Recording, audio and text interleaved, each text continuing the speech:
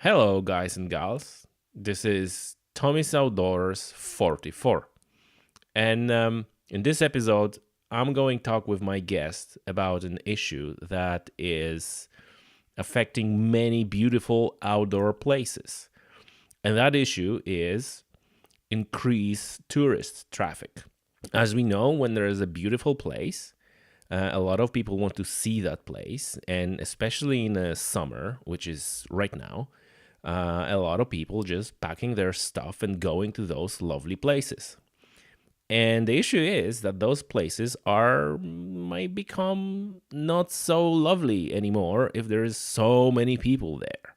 And especially if, that's perhaps not the people are the problem, but everything that goes with it, cars, buses, everything else. So it's interesting because obviously on one hand, everybody wants tourists and want to share the beauty of the place and get some of their tourist money. On the other hand, obviously no one wants those beautiful places to stop being beautiful because of the crowds of people. Probably every place have a different specificity and slightly different problem. And today I'm going to talk with my guest, Kevin Murphy, about his idea how to address this problem specifically in Ireland in the Ring of Kerry. So listen up, this is right down some Elon Musk stuff right there. So ladies and gentlemen, please welcome Kevin C. Murphy and his eMonoRail.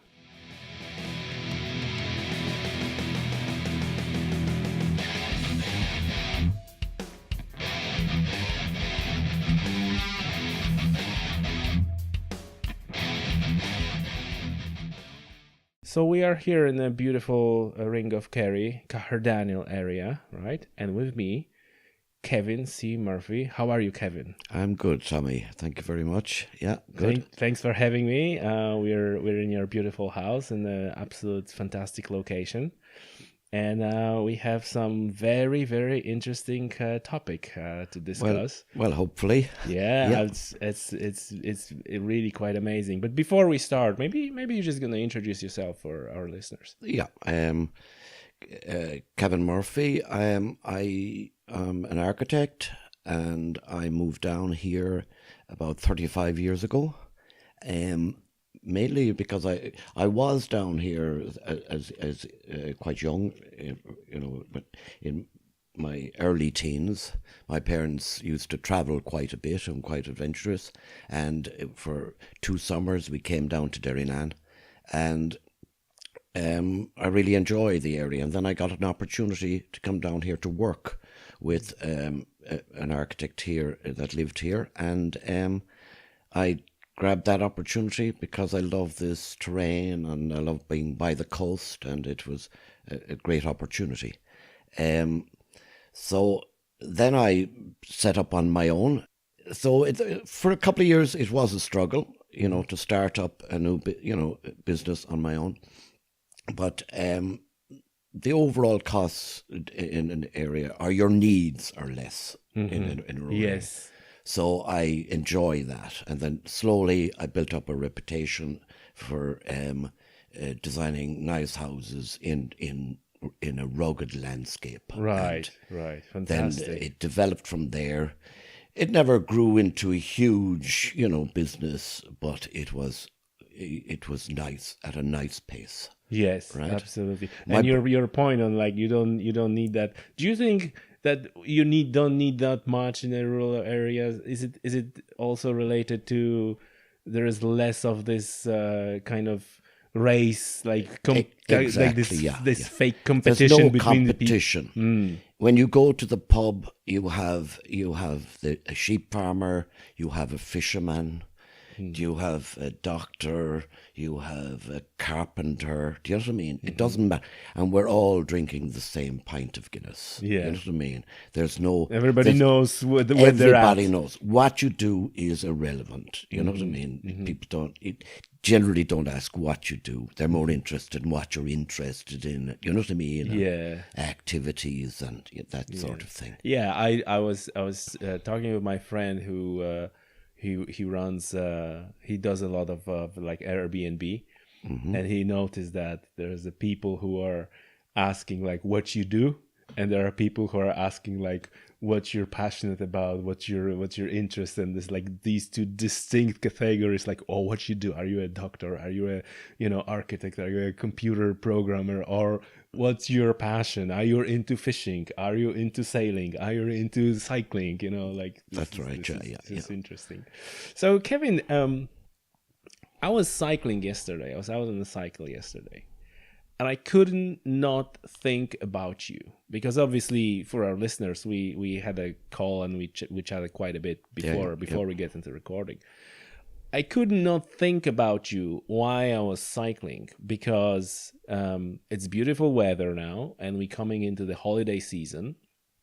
It's May while we're recording the podcast, and I was being passed by the constant string of rental cars, buses, minibuses, all these things. And we're going to talk about really an issue that is quite common in the tourist areas, and obviously in Republic of Ireland, County Kerry, Ring of Kerry, very high profile tourist area, a lot of tourists.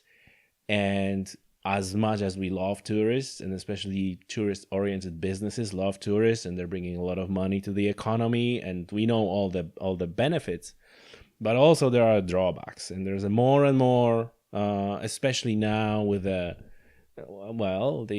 standards of living are going up. Air travel is more affordable. People are going more, traveling more, and those great tourist areas are running the risk of not being so great anymore, because not only by the crowds, but also because of a distraction that the tourist brings. So I was thinking about it, and maybe after our conversation, it was ever so more obvious to me how many of these cars, you see those little compact cars with the stickers of the rental company. Okay, these are all, and then you have buses, and then you have all that. So you have a quite bold idea how to kind of prevent that negative, or mitigate the negative impacts of the huge tourist flow tourist in, and at the same time to keep them and not say, so your idea is not like, oh, let's not give them. It's a bold idea. Please lay it out to us, and we take it from there. Okay. Did I done a good job on introduction? You have, yeah. You have. Okay, pretty good job. Pretty good. Because sort of living here for quite a long time, I've seen change, right? And I've seen the importance of tourism to an area like this. When the spring comes, we all look forward to the summer, and then we have tourists, and we have the buses, and we have the visitors. There's a great contrast between the winter and the summer. We have the nice quietness in the winter, and we have the contrast in the summer. Yes. And that is needed. Tourism in Ireland is a huge, huge, important industry. We have a beautiful environment. We have what I call the perfect climate. The rain doesn't really matter. The rain keeps the place green. That's a reoccurring theme. And now children that come down here and go to the beaches, the water is cold. They have wetsuits. When I was young, we had to go in without, they have wetsuits if it's too cold.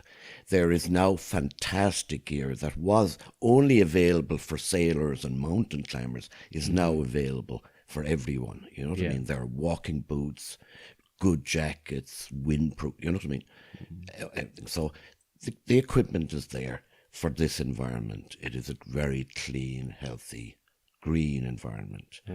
And tourism is hugely important to areas like this, and I realise that. But come September, October, when a lot of the tourists start disappearing, we are all very happy here. There's a relief. There is relief. So we're actually just 1 mile now from the N70, which is the famous Ring of Kerry road, right? And that is a recognized tourist route. It's Yes. one ring. And the base is Killarney, which has a huge accommodation capabilities. You know what I mean? Yeah. It has many hotels. So It's like a tourist hub. that's the tourist hub. So with that hub, there in Killarney, there's the national park, and there's lots of things to see around Killarney. But a lot of the tourists go on coaches, and they do the Ring of Kerry, Yes. and that is the road that passes just down below there. And that has always been an important feature and an activity for tourists. Yes. Then you have people hire cars and they do the ring. Do you know what I mean? And it's a lovely drive. And a cyclist. And it's a day. It's a day. It's a full day, and they stop for lunch. You know what I mean? They see all the beautiful sights. But it has grown and grown. And then the fantastic idea, somebody in Fáilte, Ireland, Bord Fáilte, came up with the idea of the Wild Atlantic Way. Fantastic idea. Then at the Skelligs, Star Wars, you know what I mean, was the movie Star Wars was produced in the Skelligs. The Skelligs and Skellig Michael became a great attraction for mainly younger population, right? So now we have the younger population want to come down and see where Star Wars was made and get out to the Skelligs or just see it. And then we have the older tourists who get on the coach, you know what I mean, and do the ring, right? And then you've got like there's a lot more people cycling. You've got more people cycling. Then we have the greenways. We have people walking. So we have all sorts. It's fantastic. But then you'd say you're on your bicycle. This is Tommy's Outdoors. So I'm just going to unwind a bit there now and say, people might wonder why Tommy's Outdoors is talking to Kevin Murphy about the thoughts I have on this. It's that the outdoors are important and we must preserve. This is why people come. You know what I mean, right? So, I've been, it's great. Tourism numbers are increasing. I think 2018, the tourism was worth 19.1 billion euro. Right, it's an incredible amount. Yes. And the reason I mention that is because I must put things in perspective, because I'm going to suggest a solution, and the first thing people say is, but how much would that cost, right? Yeah. Where's the money come from? Where's the money come from? Yeah. So there is, with the introduction of the Wild Atlantic Way, the Ring of Kerry Road, the N70, has become actually sort of really, really busy. And it's not a pleasure to drive it anymore. And that is a problem. And it was never designed probably for this level of traffic and this heavy traffic, because those coaches are heavy vehicles. Now, it's fine. Everything is pretty okay. But we have to think ahead.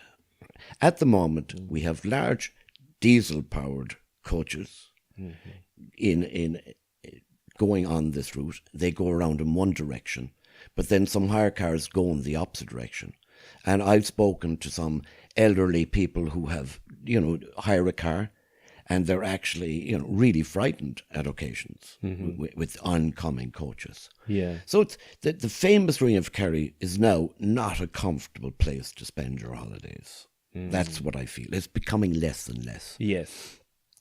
And now we have, to be we must also environmentally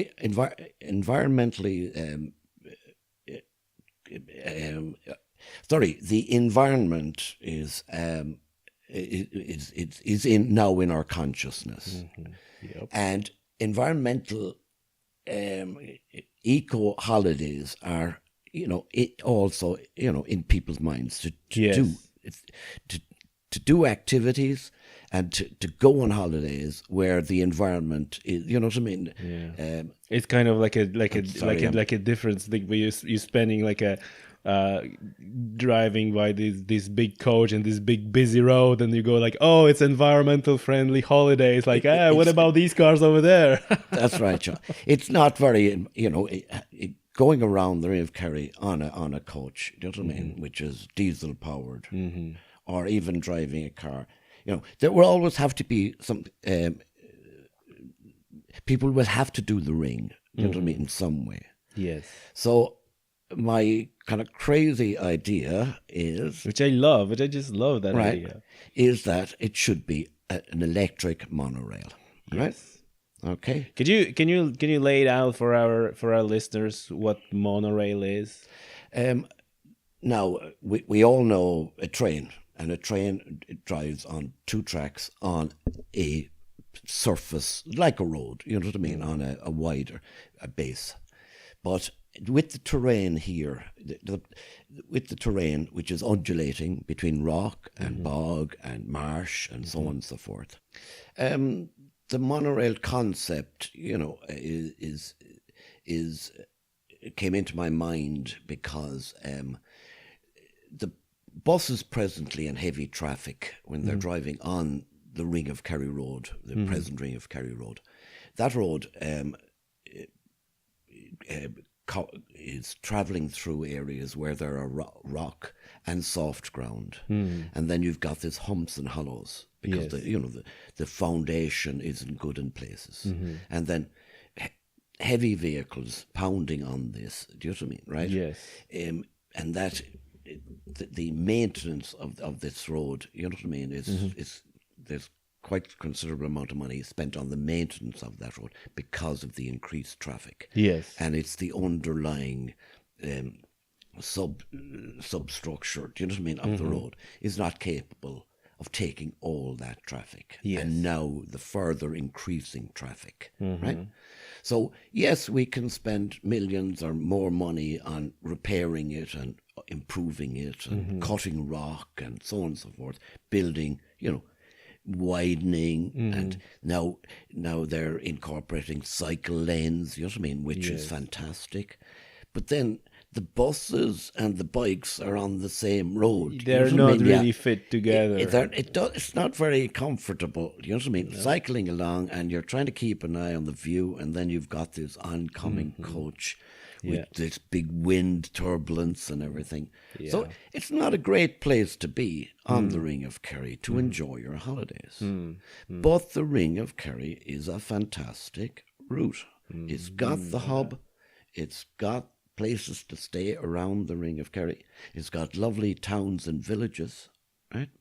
So it is, you know what I mean? It's worth seeing how this could be, do you know what I mean? How this is going to manage in the future. Yes. And it is not going to manage in the future. It is going to become less and less attractive. Yes, right. The road will be degraded. There will be more and more money pumped into that, and then it becomes one big traffic jam. And it was like, Ring of Kerry, I'm not going there. Not going there. I can be stuck in the traffic somewhere else. Exactly. But you see, there's the visual amenities as well. You know, when you're on holiday, it's what you see. It's what the smells of the nature. Do you know what I mean? It's everything. After a rainy day, when you're walking along a road, you get the smell of the fuchsia and the other things and the nature. But on the Ring of Kerry, you smell diesel buses. You know what I mean? Not good. But then when you go to the beautiful villages, there's a beautiful village, Sneem. There's lots of beautiful villages, but Sneem in particular is very colourful.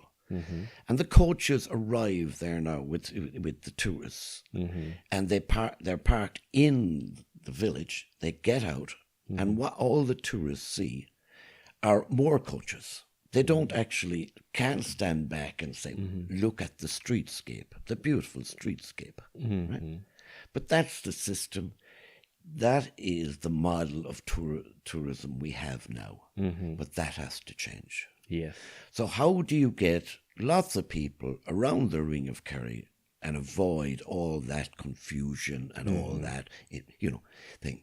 Is that you put them in a small mass transport system. Yes. That's what it is. It's mass tourism, whether we like it or not. It's mass tourism, but the way to do that is Just to move them in around. a train. In a train, right? Yes. It's the best way and the most environmentally friendly way to do it. It can be an electric train, and I think it should be a monorail. And Yes. now, and to go back to the roads, the reason for a monorail is that a monorail is a single track, and the single track is supported at points along that, right? It's like poles and then a rail, one rail, and it sits on that. And the advantage of that is that because of the undulating terrain, it can span over, Yes. hollows and, right? And Because the kind of points that supports that can be different length and can be anchored to the ground in a different way depending whether it's a bog or so rock it's or whatever. pins in the ground every so often, and then you have a rail. Yes. And then if it is electric, solar powered, right, it'll glide along. So this noise level is just a wish, right? It doesn't disturb the nature. Also, if it's raised above the ground, the animals and the domestic animals, the farm animals, the foxes, the deer can pass underneath. Yes. The flowers, everything, and the vegetation is not disturbed. And I think it's important to mention now because for people who are listening that they see this monorail car on a electric solar powered, and they probably see in their picture in their mind they see the pictures of like Japanese super trains traveling at high speeds and all that. But this is not I think that the quite important part of your idea is that it would be slow moving, so you can actually enjoy the view. Absolutely. So rather than being, I'm gonna get into this bullet train in that point and be launched, to the end of Ring of Kerry in 15 minutes. It's more of an experience in itself just to travel by it. Yeah, there are examples in other countries, and there are examples in theme parks. It's not a rapid transport system for delivering people, do you know what I mean, to their workplace. This is a mode of transport of choice, right? It is for pleasure. It is in passing through scenic locations, be it wilderness between the mountains or coming down, or when you hit the coast. Yeah. Down here in this area, Ballinskellig's back to Sneem, is a dark sky area. I would, I'm not going to design this, you know what I mean? But I have a vision of, yes, that the windows would extend up, up high, so you're looking at the skies. Yes. Because the skies are so beautiful here. And down here, Cardaniel out to Ballinskellig, it's a dark sky reserve. Yes. And I stand outside my door here, at night, on clear nights, and the sky is just, absolutely amazing. That's what a lot of people. So kind could of you lost. Could you imagine saying, come down and we're doing this trip on this monorail through a dark sky. You could have a night train. Imagine a night train, right? Going through a dark sky reserve. It'd be fantastic. Yeah. So now, when you start mentioning things like this, you know what I mean, that what a monorail can do, it becomes attractive. Yes. And people, as I say, people now are more, Switzerland at the moment is the number one friendly destination for holidays. Oh, I didn't know that. Ireland is number 9. It was out of 20 countries. It's just looking at my notes here. It's the Environmental Performance Index, right? No. Ireland is 9th. The UK is 6th. But Switzerland is number 1. And one of the two features that are mentioned in this, analysis, or is the fact that they have they have trains, right? Yeah. They have these tourist trains, Yes. traveling through beautiful countryside.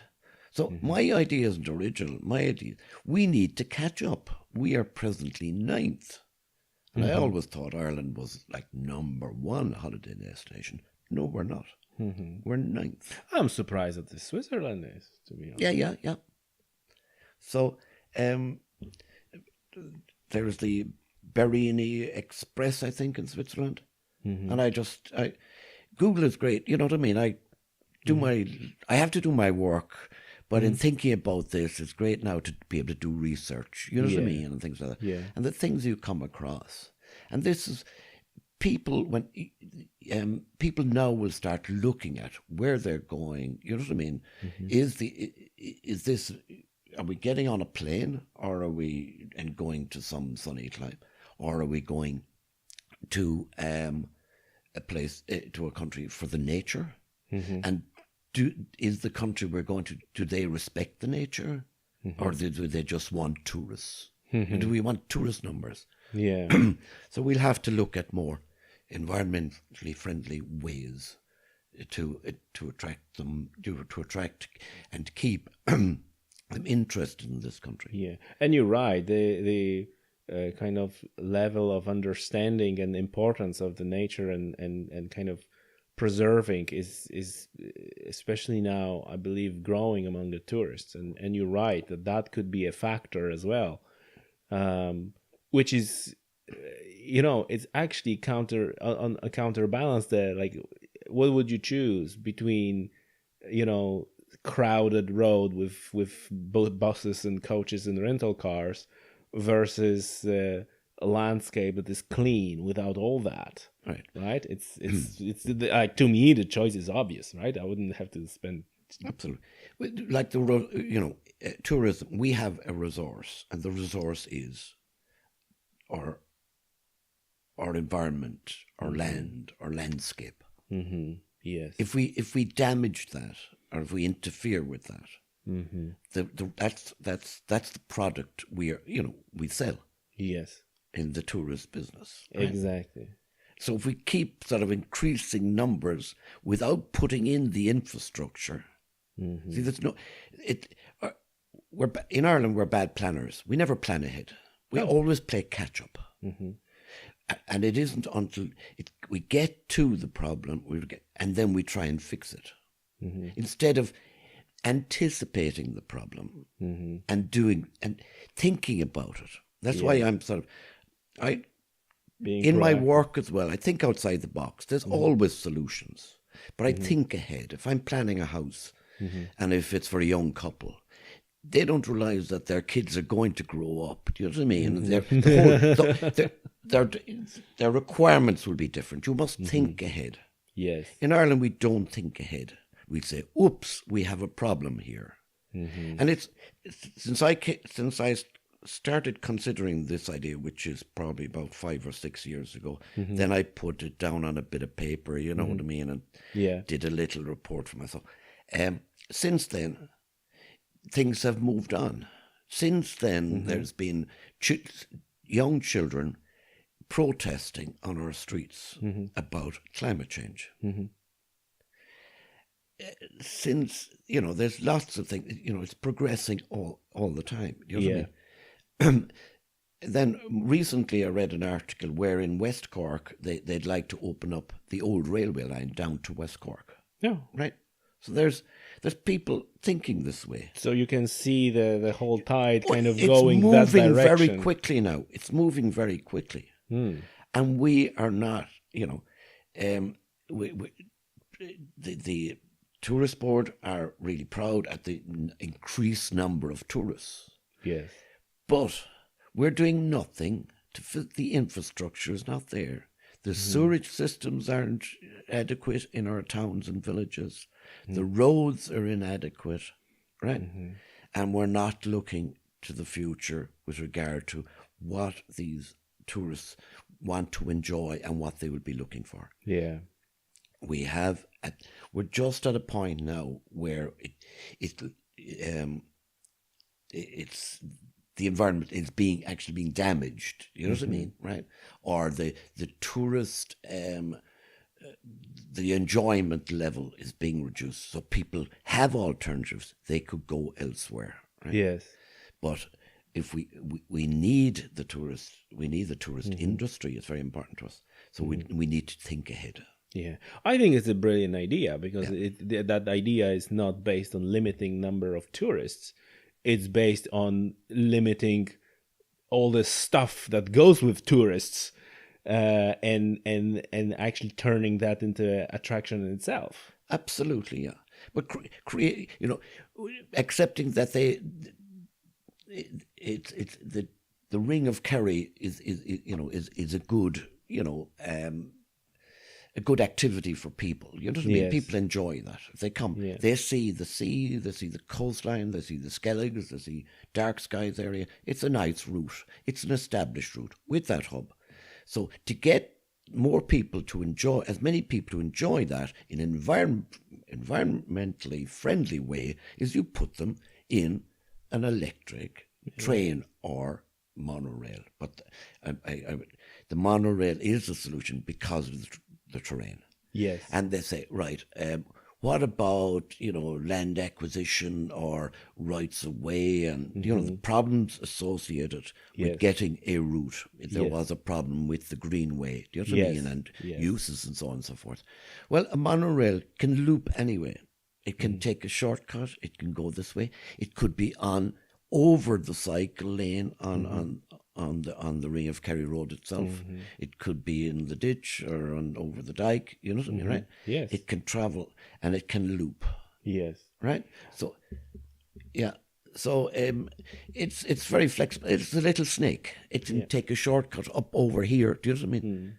I am wondering, like, people who are listening to that, are they encouraged to see the Ring of Kerry and how beautiful that is, or whether they say like, oh, I'm not going there until the monorail is in, because all these coaches and all these buses and so on, because you're making good job at kind of advertising and describing the beauty of the area, and I'm telling you, it's beautiful. I think it's still worth coming and seeing it.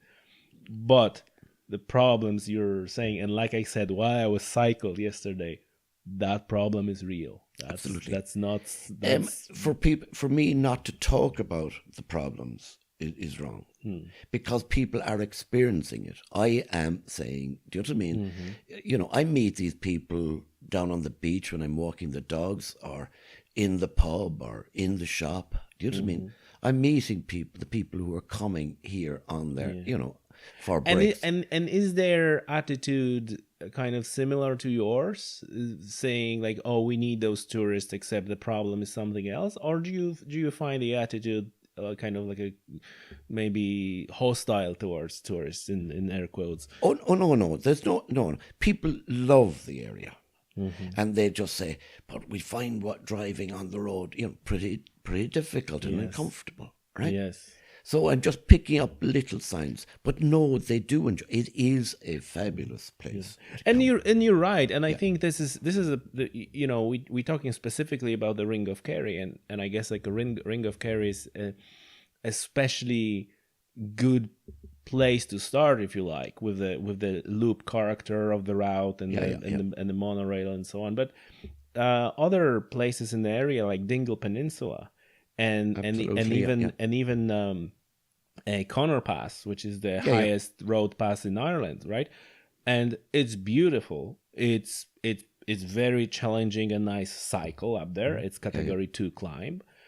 And I remember last year I was out fishing, and I was then going to Dingle to meet my friend over a Connor Pass without two thoughts about it. And I hit like a biggest traffic jam on the Connor Pass ever, because of all these tourists. They're like, damn tourists, right? But they just don't know what to expect, and they see those very narrow mountainous road. They're all in their rental cars that they don't want to scratch, probably. And there was like a total jam. No one could move in any direction because they just don't know what to do. So that's just another example that I think in general in the area, the infrastructure in the rural Ireland is not ready for this level of traffic. It's not, no. And like we discussed that before, it's great that there are people like you who are speaking up about things. And I think that to some level it's quite courageous thing to do for you, right? Because it's easy to dismiss, right? Here it is, a guy in living in a rural area, and he talks about electric solar powered monorail, right? Right. So it's quite easy to dismiss that idea. But you thought this through quite a bit, and you thought this through, like how to what are the next steps and what should be done to kind of push it towards reality. What I say is, I'm seeing it. I'm seeing a big increase in traffic and tourist numbers since the introduction of the Wild Atlantic Way, right? And the Skellig experience. You know what I mean? And Yes. all this. So there is an increase. But what I say is we're going to kill the goose that laid the golden egg if we do not manage this. I'm talking about managing it. My suggestion of a monorail is just one suggestion, right? But I think, to me, it is a good suggestion, right? But there may be others. But basically, let people start thinking about it. Not just wait until it just, It's too late, and we need to limit the number of tourists. If of course we want to share, you know what I mean, everywhere. We don't want to keep this place to ourselves. It's a beautiful place. Tourism's important. We want to share it. We want to share it in a better way. And how do you manage that many people? You put them on the one rail. You know what I mean? They can get off. They can get on. They can, when on the coaches are with them for the full day, right? And then the coaches have to be parked. It's terrible. I don't even know who is going on a like a holiday on the coach. I can't understand that. I was going on the coach years and years ago to Holland. But that was like a means of transport. I just want to get from point A to point B. That's it. And like having like a holidays in this like I don't know why people do that. Yeah, well, that's because you can get on your bike. Not everybody can. Somebody's get on a probably bike. listening to that now. It's like, oh, you don't know what you're talking about. Coaches are awesome. Yeah.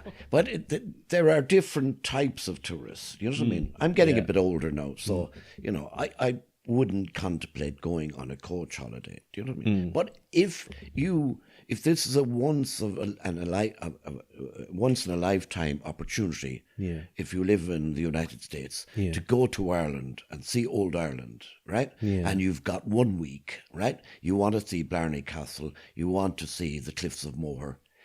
So therefore you go to a hotel and then you get on a coach and you see the Ring of Kerry in 1 day, because you may only have 1 week of a holiday. Yeah.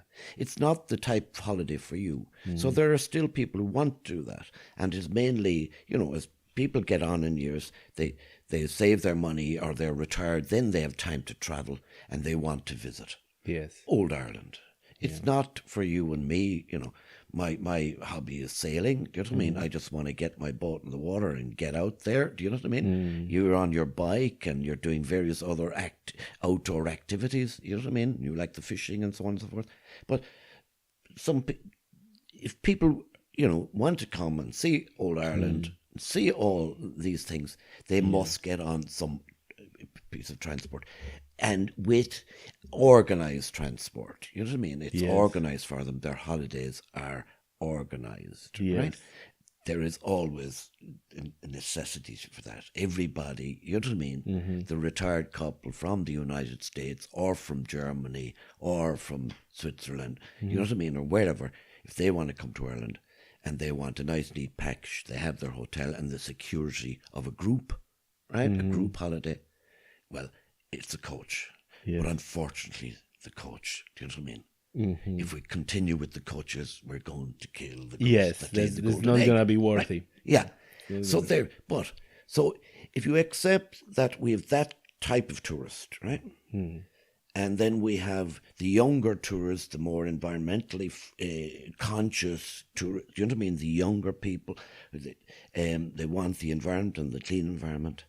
They want to walk, they want to cycle, they want to windsurf. Do you know what I mean? Yes. Snorkeling. They go down to Vincent Island and go and, see the... And even in that case, their only choice is the rental car.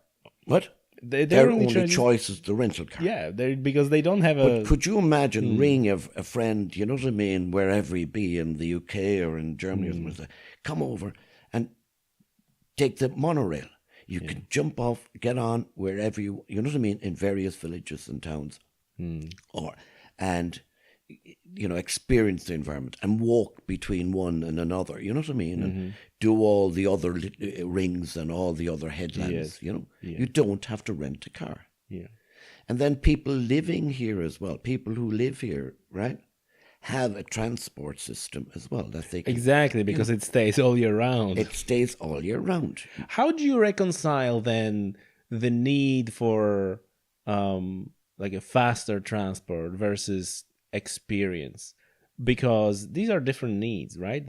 So if we're talking about the tourists and enjoying the scenery, then obviously the idea of slow moving, enjoy the scenery, monorail is very compatible with that.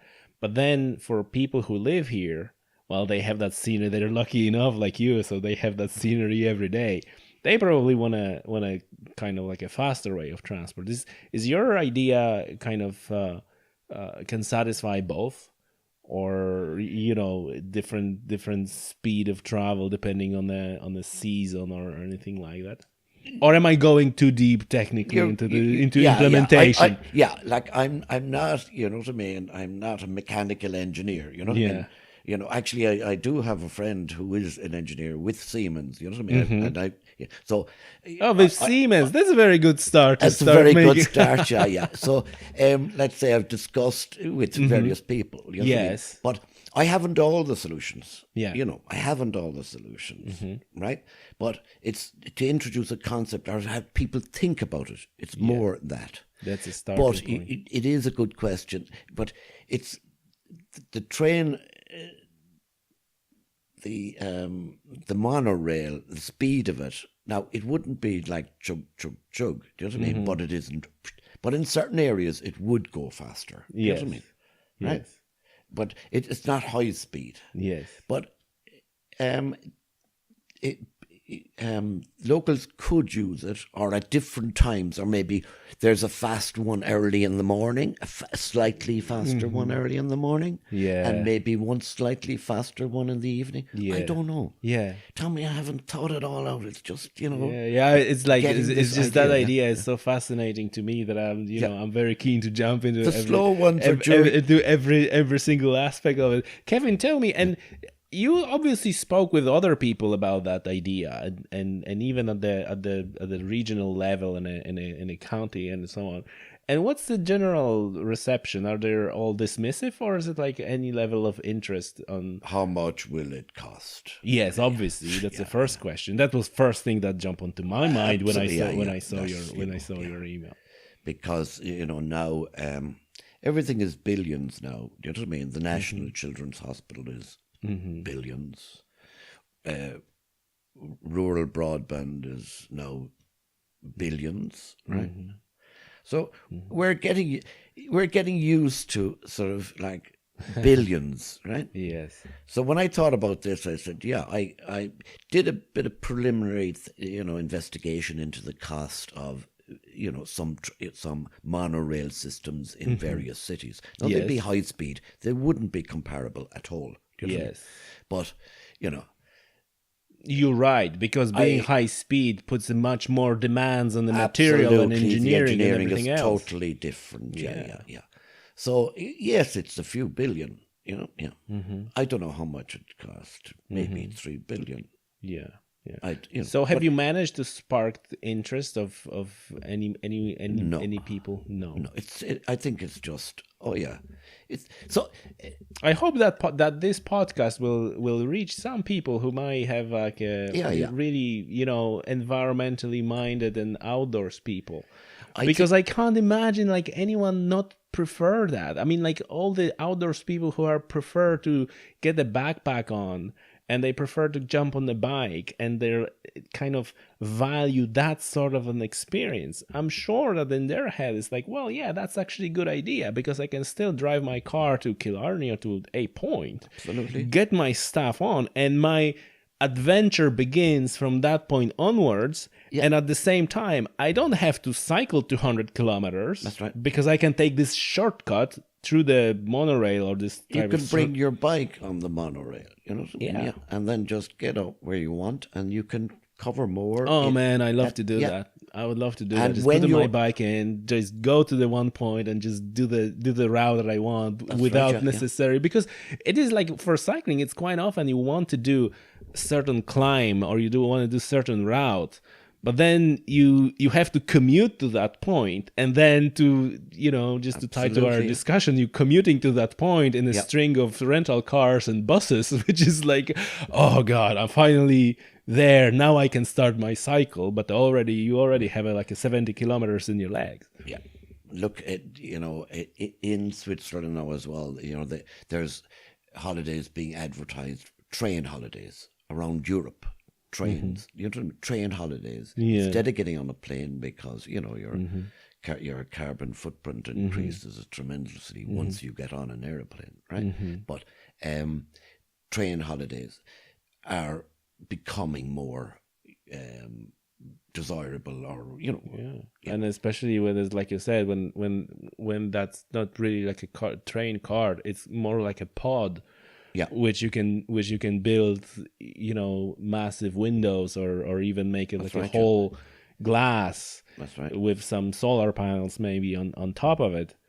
The experience is quite like a futuristic on one end, and on the other end, much more connected to the nature and to the landscape than, you know, through the window of the bus. Yeah, you know, a monorail can be a number of pods. It could be it's 6-seater pod. It can be a coach size, a 40-seater pod, carriage. Right? All it is, it's a guided rail, right? And it's all going on this rail, and it's quiet. Yeah. So your point, Kevin, is like you said from the very beginning, and you're consistent in that. You're not pretending that you want to build it, that you know how to build it, that you know how to finance it. No. You actually want to provide that spark, so to say, to light that fire. You want to gather people who will think about it and talk about it, and you kind of, I'm just assuming, so you can tell in a second whether my assumptions are correct, but you kind of want to start this snowball effect up to the point where it's going to be big enough where someone with, you know, enough money, like a businessman or maybe some governmental organization, with the presence of the problems, was like, well, hey, that's actually a good idea, and that's how you see your role in that. Absolutely. Because as I say, from time to time I come up with, you know, little ideas. They're ideas, people. I'm not saying, you know what I mean, that I come up with these fantastic ideas. That's just one. And then put that out there. I can't hear about your other ideas, man. What? I can't hear about the other ideas. But you must take, but it's just putting out the idea. It's first of all recognizing or accepting that there is a problem. Our tourist model, you know what I mean? There's a problem with our tourist model. And do you feel like it's not recognized? Do you feel like it's not recognized, that problem? It isn't. I feel it's not recognized. Okay. Well, when the tourist board keep sort of, you know, saying our tourist numbers are up, we hope that they'll increase next year. They increase next year. Gotcha. But so they're actually, if they increase next year, they're going to the same. They're being put into the same places. Gotcha. They're being put into places where there isn't proper sewerage systems. You know? They're put into places where the infrastructure isn't there. Correct. They're crowding the Ring of Kerry. There's traffic jams. So it's like more and more advertising, and let's get more people, but without actually absolutely. worrying like what's the impact of all those people coming in. You mentioned like it is. The Ring of Kerry is only, a good example of where this would work. It's a ring. People can stay in a hotel for a night in Killarney. They can go on the Ring of Kerry, you know what I mean, in an organised way, right, on an electric monorail or coach, and go back there. There are other rings, there are other routes, Dingle, so on and so forth, right? It can't be done everywhere, but this seems to be the established, you know what I mean, for the mass, most number of people. Yes. There are others. People will start, hire cars will eventually be electric, you know what I mean, right? Or they'll go in that way, you know what I mean? It's going that way. Yes, it's no doubt it's going that way. The monorail isn't going to solve all the problems, but it is, you know what I mean? It's a big one. It will give people the opportunity to see, a nice part of Kerry, do you know what I mean, in a simple, environmentally friendly way. Listen, if someone is listening to that podcast now and thinks it's a brilliant idea, what would be your suggestion? What those people can do, right? Because if they think like, yeah, it's a great idea, what they can do? Would you think that they should go and talk to the politicians? They should like what would be because I guess that's the way it works, right? Through podcasts like this and through the other means, we can reach more people with that idea. And what would be your suggestion? What to do? What's next for them? Should they just go and talk about it, or should they contact you? Like, I have no idea. Right. I just have, I see a problem. It's to suggest a solution. It's just to make people, you know what I mean, to have people aware of it. It's a good thing. Then to, have a conversation with you. I had conversations with other people, you know what I mean?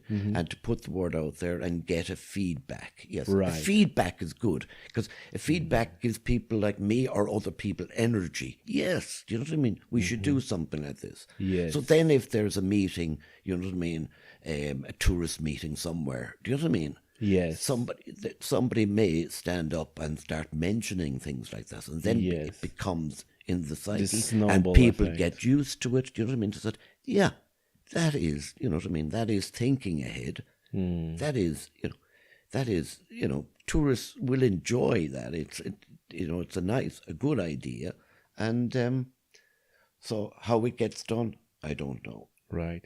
But it's, the very point is that perhaps someone who's, and like you said, feedback, I'm all about feedback, and I encourage anyone and everybody who's listening to that right now, to go to comment section or Facebook or whatever else, leave the comments. And if you have any ideas, how to move that, how to push forward with that idea, by all means, let's start that conversation, because I guess that's your whole point, right? Yeah, let's start the conversation about it, because I'm sure that more people, not only locals but also tourists, they see that they clearly see that problem, right? They have to maneuver their cars between the other cars and coaches, and where do I park? And they're not complaining. It's okay at the moment. You know what I mean? It's still an enjoyable. It's a fabulous place to spend your holiday. You know what I mean? In Kerry and